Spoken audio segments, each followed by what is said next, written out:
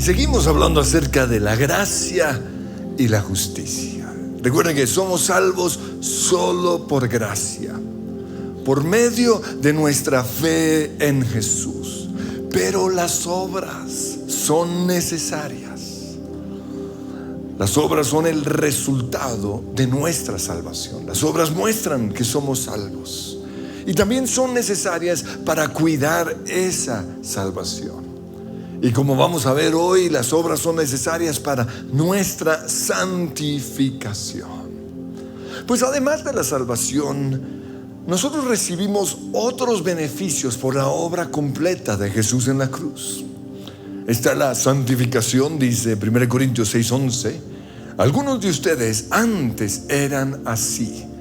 Y Pablo está hablando el contexto es pecadores. Antes ustedes eran pecadores, pero fueron limpiados, fueron hechos santos. También otro beneficio es la sanidad. Y tanto Mateo 8:17 como Isaías 53:4 dice que Jesús llevó nuestras enfermedades y quitó nuestras dolencias, soportó nuestros dolores. Pero otro beneficio que tenemos gracias a la obra completa de Jesús en la cruz es la victoria sobre Satanás. Colosenses 2:15 dice que Jesús desarmó a los gobernantes y a las autoridades espirituales, a los demonios, y los avergonzó públicamente con su victoria sobre ellos en la cruz.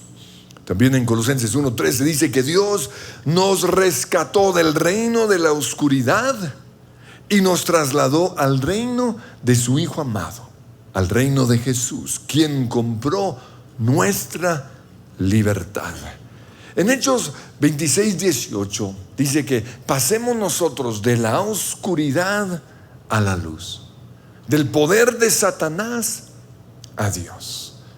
Otro beneficio de nuestra salvación o de la obra completa de Jesús en la cruz es que somos libres de las maldiciones, es decir, las consecuencias de nuestros pecados.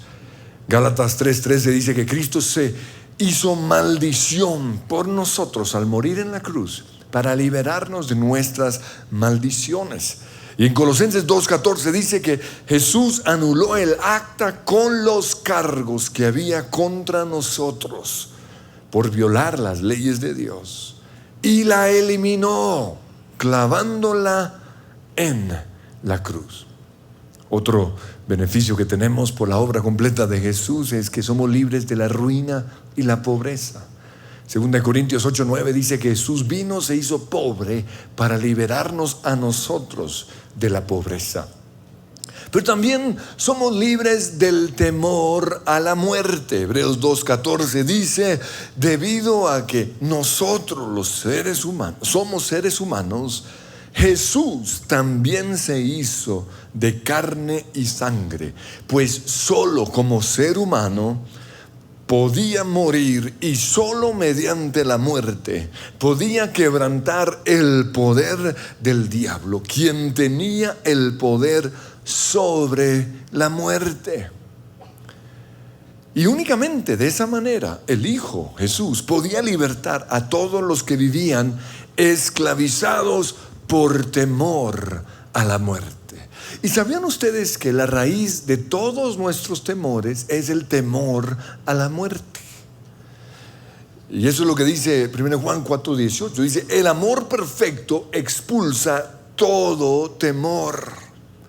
Si tenemos miedo, hay personas que tienen miedo de subirse a un avión, miedo de que los atraquen, miedo de cualquier cosa, es por temor al castigo eterno.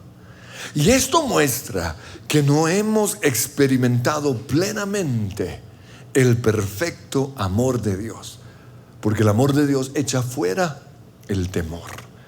En 1 Corintios 15:25 dice que Cristo tiene que reinar aquí en la tierra hasta que humille a todos sus enemigos debajo de sus pies. Eso quiere decir que todos los enemigos de Jesús en un momento van a ser humillados. Pero luego dice, y el último enemigo que será destruido es la muerte. Entonces, Un beneficio de la cruz es que somos libres del temor que le tenemos a la muerte. Pero otro beneficio es una vida con propósito. En 1 Juan 1:18 dice que Jesús nos rescató de una vida vana, sin propósito, sin sueños que heredamos de nuestros papás. Pero la pregunta es esta: ¿cómo recibimos todos estos beneficios? ¿Será que los recibimos solo por gracia o tenemos que hacer algo? ¿Será que nosotros tenemos que apropiarnos de esos beneficios o nos quedamos por ahí esperando que nos lleguen? Pues recuerden que los extremistas de gracia creen que todo ya lo hizo Jesús por nosotros en la cruz. Y por eso nosotros no tenemos que hacer nada. Y por eso hay cristianos en las iglesias que no hacen nada. Ellos creen que si nosotros hacemos algo, estamos menospreciando lo que Jesús hizo en la cruz. Y por eso hubo casos hace muchos años de niños que se murieron por diabetes, por causa de la diabetes, por no tomarse la insulina. Porque los papás creían que si le daban insulina al niño, estarían negando la obra de Jesús. Y esto fue un escándalo en los medios de comunicación. También, como Henry nos compartió el miércoles, los del extremo de la gracia dicen que si hacemos guerra espiritual, estamos negando la obra de Cristo. Pero al otro lado encontramos los extremistas de la justicia, que son los que confían totalmente en sus obras. Entonces, si alguien se enferma, por algo será, quién sabe qué pecado no tiene por ahí. Si le roban, dice, eso es que no está dando sus diezmos. Si pelea con la esposa o si hay problemas en casa, ellos dirán, eso es que no hace liberación, no viene a los ayunos. Es el otro extremo. Y entonces nos preguntamos, pues, ¿quién tiene la razón? Pues recuerden que el punto medio entre la gracia y la justicia es la obra de Jesús, es la cruz. Si queremos nosotros vivir una vida equilibrada, nosotros tenemos que encontrar ese punto medio. Eso quiere decir que Dios hizo su parte, pero nosotros tenemos que hacer la nuestra. Entonces, tenemos que creer bien, eso es importante, pero también tenemos que hacer lo correcto. Y esto es necesario hoy porque hay un libro que se está vendiendo de una forma impresionante, donde el autor solo habla de creer bien, right believing. Pero, creer bien sin hacer lo correcto no es bíblico. La Biblia dice: la fe sin obras es muerta. También, aunque Satanás ya es un enemigo derrotado, nosotros tenemos que hacer guerra espiritual y apropiarnos de esa victoria. Pero la buena noticia es esta: es que esa guerra ya la vamos a ganar. Esto es como un partido que ya está arreglado, ¿no? Nosotros sabemos que va a ganar Brasil. Ya todo fue planeado. Entonces, piensen eso en cuestión de guerra espiritual. Cuando usted va en contra del diablo, esa guerra usted ya la ganó, o mejor, Cristo ya la ganó por usted. Pero si no vamos al campo de guerra, si no enfrentamos al diablo, perdemos por por no ir a la guerra. También, aunque Jesús murió por nuestras enfermedades y por sus llagas nosotros somos sanos, aún así los cristianos nos enfermamos, o hay cristianos que se enferman. Entonces los del extremo de la gracia dicen: es que esa es la voluntad de Dios, y se quedan ahí haciendo nada. Pero la Biblia nos muestra claramente que la enfermedad no es la voluntad de Dios. Entonces nosotros no podemos aceptar la enfermedad. Tenemos que buscar lo que lo está ocasionando. Si es el pecado, si hay un pecado en nuestras vidas, dejar de pecar y confesar el pecado. Si es un demonio, hay que echarlo fuera, el demonio de enfermedad. Si es una maldición que heredamos de nuestros papás, tenemos que romper esa maldición. Si es por nuestra incredulidad, tenemos que trabajar en nuestra fe. Si es por nuestra confesión negativa, nuestra forma de hablar, tenemos que cambiar esa forma de hablar. La Biblia dice: la oración de fe sanará al enfermo. Y esa oración es una oración permanente. Si son malos hábitos alimenticios y el no hacer ejercicios, tenemos que dejar esos malos hábitos. También, aunque nuestros pecados ya fueron perdonados, aún así tenemos que confesarlos, tenemos que arrepentirnos. Aunque Jesús se hizo pobre para que nosotros fuésemos enriquecidos, aún así tenemos que trabajar. Porque algunos están ahí sentados en su casa esperando que la riqueza les llegue. No, Señor. El que no trabaja, que no coma. Tenemos que administrar con sabiduría los recursos que Dios nos ha dado. Tenemos que ahorrar. Que Jesús se haya hecho maldición para liberarnos de las consecuencias del pecado no nos da permiso de pecar. Porque la Biblia dice en Gálatas 6:7 que todas nuestras acciones tienen consecuencias. Siempre se cosecha lo que se siembra. Pues de todos estos beneficios que tenemos por la obra completa de Jesús en la cruz, hoy quiero enfocarme en nuestra santificación. Es decir, la victoria que en Cristo tenemos sobre el pecado. Pero además de eso, santificación significa una vida separada para Dios. Y también es el preparativo que se le hace a una novia para casarse con su príncipe. En el caso nuestro, nosotros, la iglesia, somos la novia. El príncipe es Jesús.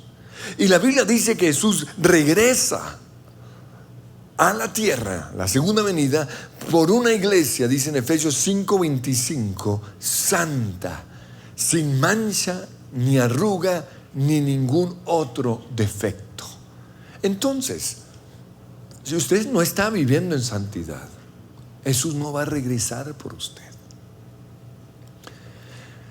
En la Biblia encontramos que hay 3 clases de santificación. En primer lugar está la santificación inmediata. Y esa santificación sucede el momento en el cual recibimos a Jesús. Cuando nosotros nacemos de nuevo, somos hechos santos por la sangre de Jesús. Eso es lo que nosotros llamamos nuestra posición en Cristo. Entonces, aunque su esposa no se la crea, usted es un santo. Dice Hebreos 2:11, por lo tanto Jesús y los que Él hace santos tienen el mismo Padre. Si usted es salvo, usted es santo. Esa es la santificación inmediata. Pero luego encontramos una santificación progresiva. Y ese es el resultado de un trabajo continuo del cristiano con Dios. Yo tengo que trabajar con Dios. Es un trabajo continuo del cristiano con la sangre de Jesús, porque la sangre de Jesús hoy todavía nos limpia. Es un trabajo continuo con el Espíritu Santo, porque el Espíritu Santo está en nosotros y si trabajamos con Él somos santificados. Y es un trabajo continuo con la Biblia, porque Jesús dijo que somos santificados por las palabras que Él habló. Entonces, si yo leo la Biblia todos los días, si yo tengo comunión con el Espíritu Santo, y si yo me apropio de la sangre de Jesús, el proceso de santificación es continuo. Dice Filipenses 1:6, el que comenzó en ustedes la buena obra la perfeccionará. Pero en tercer lugar encontramos la santificación perfecta, y eso sucederá cuando estemos en el cielo. La Biblia dice que en el cielo seremos como Jesús. Seremos despojados de este cuerpo que se enferma, de este cuerpo débil, de este cuerpo mortal. Seremos vestidos con un cuerpo inmoral. Eso quiere decir que nosotros los feos en el cielo por fin seremos lindos, cuerpos glorificados. La Biblia dice que Dios desea que seamos santos. En 1 Corintios 1:2 dice: ustedes que han sido llamados por Dios para ser su pueblo santo. 2 Timoteo 1:9 dice: Dios nos salvó y nos llamó para vivir una vida santa. Y en el primer capítulo de la carta de Pedro, él está hablando acerca de lo espectacular que va a ser el cielo. Y yo personalmente no sé cómo puede vivir una persona que no tiene la esperanza que nosotros tenemos de ir al cielo. O sea, que la vida de ellos se acaba cuando cumplen 80 años, que no hay una eternidad, o que tienen incertidumbre con respecto al futuro. ¡Qué pereza! Porque nosotros vivimos para el cielo. No, nosotros queremos largarnos de este lugar, de este cuerpo, lo más rápido posible, porque anhelamos estar en el cielo. Y de eso está hablando Pedro. Y en el versículo 6 dice: así que alégrense de verdad, les espera una alegría inmensa, aunque tienen que soportar muchas pruebas por un tiempo breve. Estas pruebas demostrarán que su fe es auténtica. A mí me duele cuando una persona se va de la iglesia por un error que nosotros como iglesia hemos cometido. Me duele porque yo no quiero que como iglesia cometamos errores. Sin embargo, la Biblia dice que tenemos este tesoro en un vaso de barro. Pero por otro lado, cuando una persona se va de la iglesia o se aleja de Dios, yo también me pregunto, ¿por qué lo hizo? Porque Dios permite muchas pruebas, muchas injusticias a veces, solo para probar nuestra fe, para ver si es auténtica o si teníamos un interés por ahí. Dice que nuestra fe es probada de la misma manera en que el fuego prueba y purifica el oro. Y sigue Pedro hablando en el versículo 13 y dice: pongan toda su esperanza en la salvación inmerecida. Está hablando de la gracia que recibirán cuando Jesucristo sea revelado al mundo.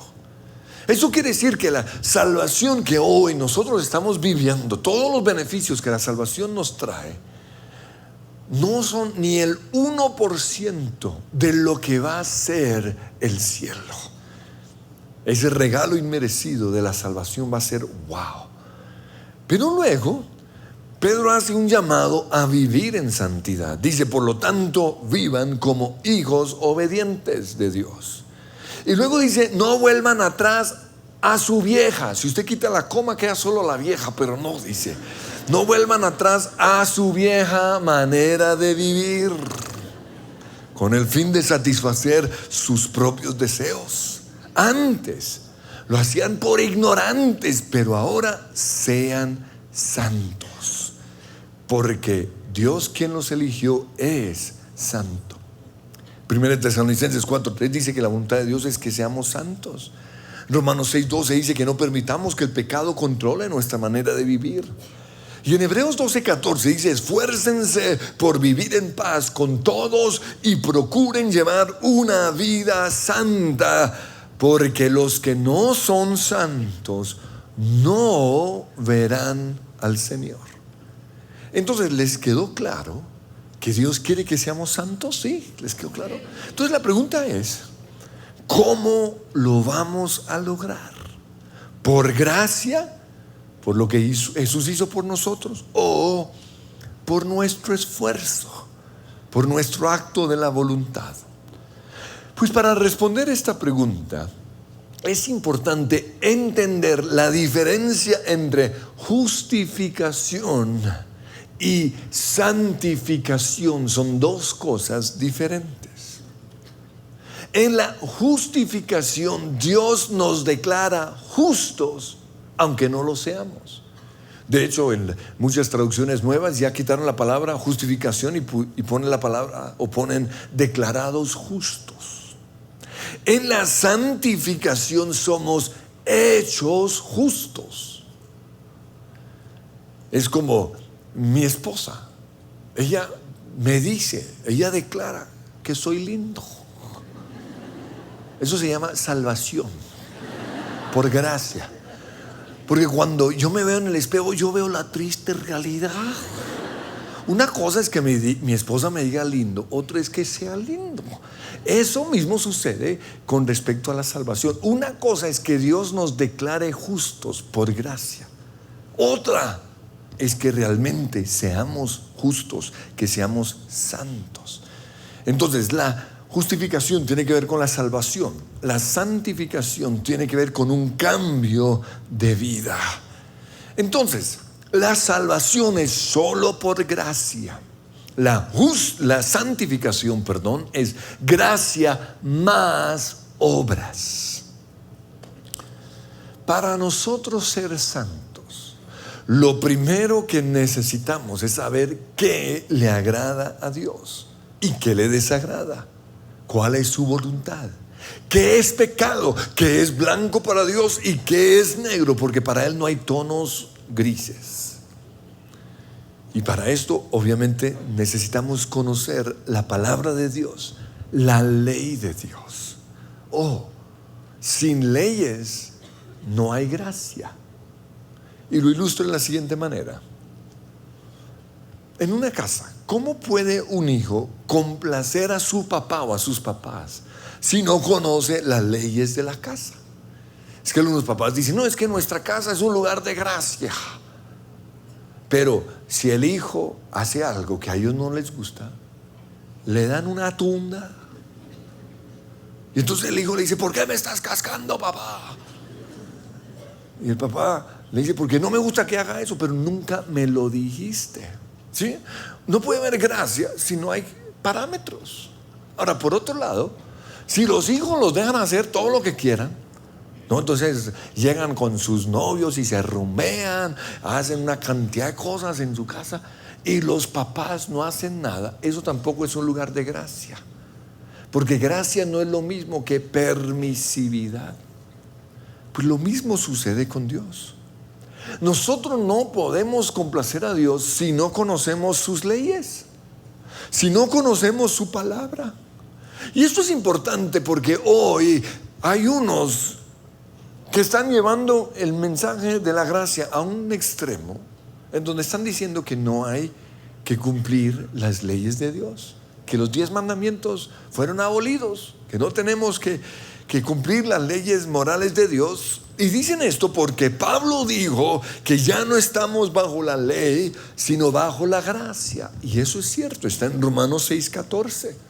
Dice, ustedes ya no viven bajo las exigencias de la ley, en cambio viven en la libertad de la gracia de Dios. No tengo tiempo para responder esta pregunta o mostrar esto con claridad, porque di todo un mensaje acerca de esto un miércoles. Pero para no dejar la inquietud en el aire, lo respondo de la siguiente manera. Lo que esto significa es que a partir de la cruz, la ley ya no es un yugo sobre nosotros. Aquí tengo que serle fiel a mi esposa, porque si no, mejor dicho, no, ya no. A partir de la cruz, la ley es un deseo, es un deleite que Dios, porque Dios puso este deseo en nuestro corazón, porque Él mismo escribió sus leyes con su dedo. Eso fue lo que profetizó Jeremías en Jeremías 33. Este es el nuevo pacto, dice: pondré mis instrucciones en lo profundo de ellos y las escribiré en su corazón. Por eso Pablo dice en Gálatas 5:18: cuando el Espíritu Santo los guía, ya no están obligados a cumplir la ley de Moisés. ¿Por qué? Porque el Espíritu Santo pone en nosotros las leyes de Dios. Entonces no tenemos que cumplir las leyes porque ya están acá. Y ya no es un yugo, sino que es un deleite. Dios pone el querer hacer su voluntad como el poder hacerlo. Pues en Gálatas 5, Pablo habla de la salvación, no de santificación. Y yo creo que muchos no entienden las cartas de Pablo porque no hacen la diferencia entre justificación y santificación. Entonces él dice: si dependen de la circuncisión para hacerse justos ante Dios, recuerden, para ser salvos, ser declarados justos, entonces Cristo no les servirá de nada. Versículo 4: pues si ustedes pretenden hacerse justos, esto tiene que ver con salvación, hacerse justos ante Dios por cumplir la ley, han quedado separados de Cristo, han caído de la gracia de Dios. Pero aquí no habla de santificación, sino de justificación. Nosotros no tenemos que guardar la ley de Dios para ser salvos, porque somos salvos por gracia. Nosotros guardamos la ley de Dios para ser santos. Por eso es tan importante conocer el punto medio entre la gracia y la justicia. El extremo de la gracia lleva a las personas a esperar que Dios los santifique sin hacer nada. Y por eso están allá echados en su casa con una cerveza en la mano y viendo pornografía, esperando que Dios los santifique. Eso no va a pasar. Algunos incluso están aquí, ahí haciendo nada, ni escriben el mensaje y espera que Dios los santifique. Imposible. Usted tiene que hacer su parte. Esto no es por inercia. Entrar a una iglesia no lo santifica a uno. Usted tiene que hacer su parte. El simple hecho de escribir un mensaje, de hacer la oración, de aplicarlo a su vida, muestra que usted quiere ser santo. Recuerden, sin santidad nadie verá al Señor. Esto produce, el extremo de la gracia, cristianos mediocres, cristianos mundanos, cristianos no comprometidos, que llevan más de 10 años en la iglesia y están igualitos a como empezaron. Dios no quiere eso. La senda del justo es como la luz de la aurora que va en aumento cada día, más parecidos a Jesús. Pero por otro lado, la tendencia de los que nos inclinamos a la justicia, y yo me incluyo en ese grupo, porque Dios está trabajando en mí para llevarme al centro. Reconozco que es algo aún de nuestra nación. Nos inclinamos mucho hacia la justicia, pero Dios quiere que estemos en el punto medio.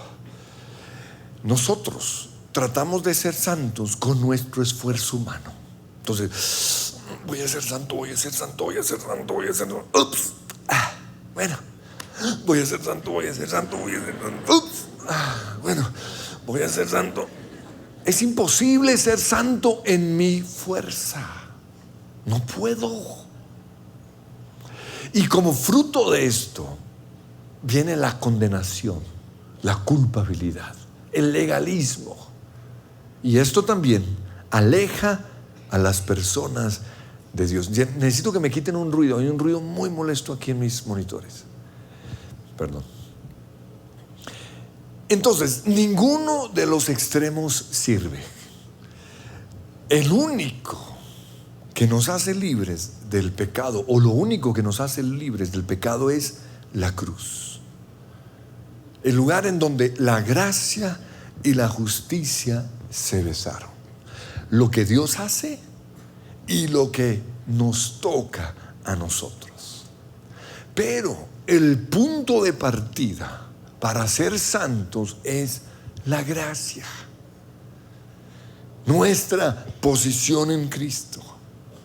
Cuando nosotros entendemos que en Cristo ya somos santos, encarrilamos nuestra vida hacia la santidad. Entonces el punto de partida es saber: yo soy santo, aunque no parezca, yo soy santo. No soy un santo, perdón, no soy un pecador tratando de ser santo, sino un santo que a veces peco. Eso es supremamente importante. Pero también tenemos que creer que por gracia, el poder que el pecado tenía sobre nosotros fue roto. Entonces, para los que eran marihuaneros, por gracia, el poder que la droga tenía sobre usted fue roto. Pero usted también tiene que hacer su parte. Usted tiene que sanar los chichones que lo volvieron drogadicto. La niña coqueta tiene que sanar los chichones que la han llevado a buscar el amor en los lugares equivocados y de la manera equivocada. ¿Por qué estoy mendigando amor? ¿Qué faltante hay en mi vida? Y usted tiene que permitir que Jesús lo sane. Luego hay que renovar nuestra mente, es decir, renunciar a la mentira que me hace creer que yo soy drogadicto, que yo soy de mal genio, que yo soy borracho. Renovar la mente. Tenemos también que echar fuera los demonios que durante toda nuestra vida nos han llevado, nos han influenciado o nos han obsesionado a pecar. Tenemos que sacarlo de nuestras vidas, crucificar la carne, pero también apartarnos de todo lo que nos lleva a pecar. Si es el televisor, usted no puede ver más televisión. Si es el computador, no más. A veces hay que hacer ayunos de 40 días, otras veces hay que hacer ayunos de 40 años. Pero es que esto es tan importante, la santidad es tan importante que hay que pagar el precio.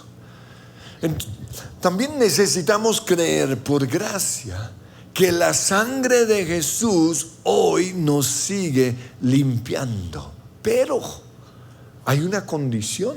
Esto está en 1 Juan 1:13. Dice: si vivimos en la luz, ahí está la justicia.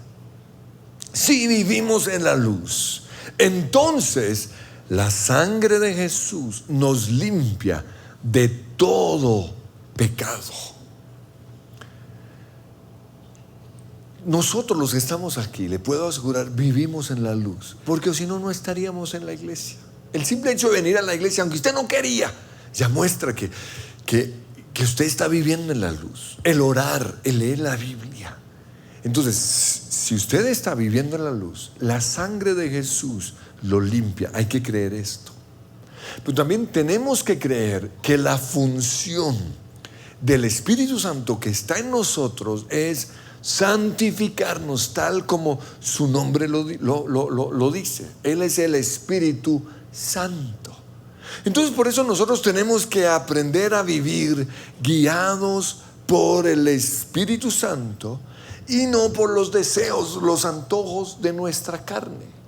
Y esto es algo que debemos hacer en todas las áreas, como por ejemplo ir a comer helado. De que como fresa o frambuesa, pregúntele al Espíritu Santo. Y yo sé que muchos dirán: ay, eso es absurdo, ¿cómo así que voy a pedirle al Espíritu Santo todo? Claro que sí. Porque si usted hoy no es capaz de discernir entre un helado o el otro, ¿qué va a pasar cuando tiene que escoger marido?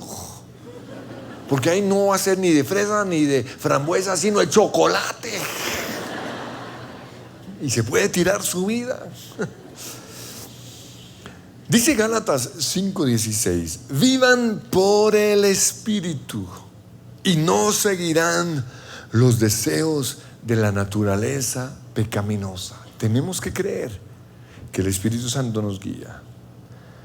Pero también, en lugar de tratar de ser santos con nuestros esfuerzos humanos, debemos dejar que el Espíritu Santo nos lleve a la santidad. En Gálatas 3:3 dice: ¿será posible que sean tan tontos? Después de haber empezado su nueva vida en el Espíritu, ¿por qué ahora tratan de ser perfectos mediante sus propios esfuerzos? Cuando una persona recibe a Jesús, generalmente inicia su vida guiado por el Espíritu Santo. pero hay momentos que en el camino se desvían y ya tratan de ser santos con esfuerzos humanos. Pues en Romanos capítulo 6, Pablo inicia hablando de la gracia de Dios. Él dice en el versículo 6, sabemos que nuestro antiguo ser pecaminoso fue crucificado con Cristo por gracia, para que el pecado perdiera su poder en nuestras vidas. Ya no somos esclavos del pecado, fuimos liberados, esto es por gracia. Pero luego en el versículo 12 habla de nuestra responsabilidad. Dice, no permitan que el pecado los controle. Fueron liberados del pecado, pero no permiten que el pecado los controle. No dejen que ninguna parte de su cuerpo se convierta en un instrumento del mal. En cambio, entréguense totalmente a Dios. En Efesios 5:8, Pablo también nos muestra la diferencia entre lo que ya somos por gracia y lo que tenemos que hacer para ser santos. Dice, pues antes ustedes estaban llenos de oscuridad antes de conocer a Jesús, pero ahora tienen luz, ahora son santos. Por lo tanto, vivan como gente de luz. Entonces, yo soy santo por gracia. Yo tengo que tomar la decisión con mi esfuerzo humano de ser un santo. En Romanos 3:31 también vemos un equilibrio entre la gracia y la justicia. Dice, entonces si hacemos énfasis en la fe, gracia es por fe. ¿Eso significa que podemos olvidarnos de la ley? De ninguna manera, por supuesto que no. Necesitamos la fe en la gracia, pero también necesitamos la ley de Dios. En 2 de Pedro, capítulo 1, versículo 5, dice, esfuércense al máximo por responder a las promesas de Dios, complementando su fe, complementando su gracia, con una abundante provisión de excelencia moral. ¿Sí ve? La fe sin obras no sirve. Entonces está muy claro que Dios hace su parte, pero también nosotros tenemos que hacer la nuestra. Por eso en Efesios capítulo 5, Pablo nos da un listado de cosas que nosotros tenemos que hacer. Dice el versículo 1, imiten a Dios en todo lo que hagan. Versículo 2, vivan una vida llena de amor, siguiendo el ejemplo de Jesús. Versículo 3, que no haya ninguna inmoralidad sexual entre ustedes. Versículo 4, los cuentos obscenos. Y luego dice las conversaciones necias, que si el vestido es azul o que si es dorado. Y los chistes groseros no son para ustedes.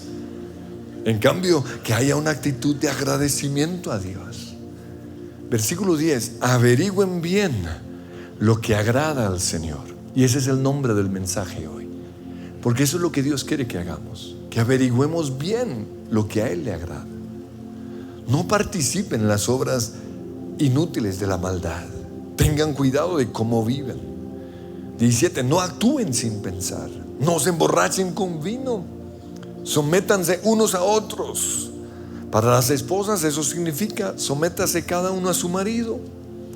Para los maridos significa ame cada uno a su esposa.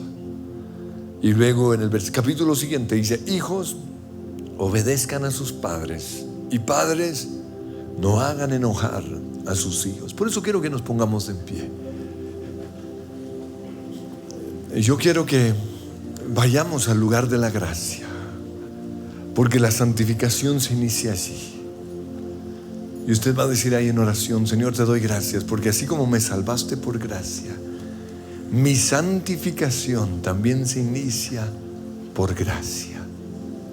Reconozco, Señor, que he tratado de ser santo en mis propias fuerzas y he fallado. Por más que trato de ser santo, no puedo. Por eso en esta mañana, en esta tarde, yo miro hacia la cruz Y te pido, Señor, que tú me ayudes, que tu poder se perfeccione en mi debilidad. Hoy decido, Señor, confiar en lo que tú hiciste en la cruz. El poder del pecado fue roto por lo que tú hiciste. Hoy decido confiar en la sangre que fue derramada por mis pecados, en la obra continua de la sangre hoy en mi vida. Hoy decido, Señor, confiar en el Espíritu Santo. Te pido, Espíritu Santo, que tú escribas las leyes, las palabras de Dios en mi corazón, la voluntad de Dios, Padre. Decido confiar totalmente en ti. Pero también decido leer tu palabra, que tu palabra me santifique. Pero también hoy tomo la decisión de trabajar con los chichones en mi vida, que me han llevado a mendigar amor en los lugares incorrectos y de manera indebida. Decido, Señor, hoy pedirte que tú me sanes de todo aquello que me ha hecho a mí un hombre violento, una persona amargada, una persona viciosa, adicta a los pecados. Yo hoy reconozco que te necesito, Señor. En mis propias fuerzas no puedo, pero todo lo puedo en Cristo que me fortalece. Yo creo, Señor, que la buena obra que tú iniciaste en mi vida, el día en el cual te conocí, tú la continúas hoy, en el nombre de Jesús. Oh, tu fidelidad, oh, tu fidelidad, cada momento la veo en mí. Nada me falta, pues todo provees. Grande, Señor, es tu fidelidad.